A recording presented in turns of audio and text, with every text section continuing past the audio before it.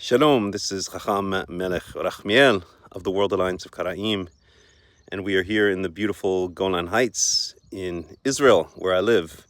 So a question I get a lot, or an idea that I get a lot, is does kosher food apply to everybody, to all of the nations?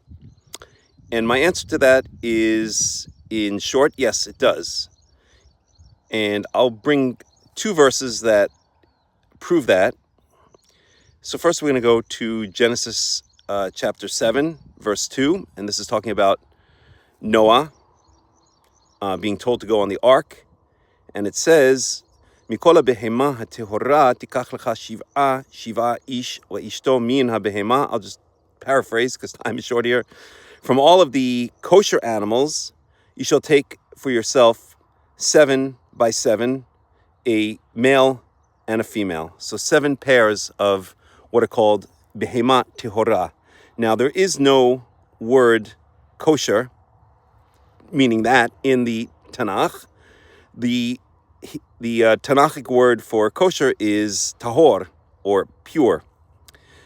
We also see in, let me just bring it up here for 1 second, if I can, in Genesis chapter 4, verse 2, that tosef laledet et achiu et havel wahi havel ro'eh son.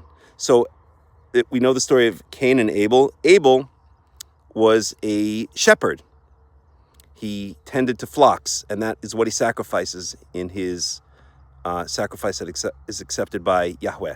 So what does this all mean? It means that long before the Torah was given at Mount Sinai and afterwards, the humanity already had a concept of pure and impure animals, what I like to call acceptable and unacceptable animals for human consumption. Because let's face it, a lobster, which is just a giant sea cockroach, is not acceptable for human consumption. And a shrimp, which is a giant sea leech, is not acceptable for human consumption.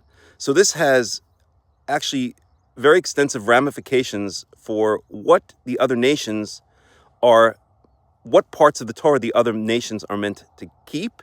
And let's just say that I reject the idea of the Seven Noahide Laws. That'll be another video. But actually, the parts of the Torah that the nations are meant to keep are much more extensive than just the Seven Noahide Laws that are extrapolated by the rabbis. Thank you.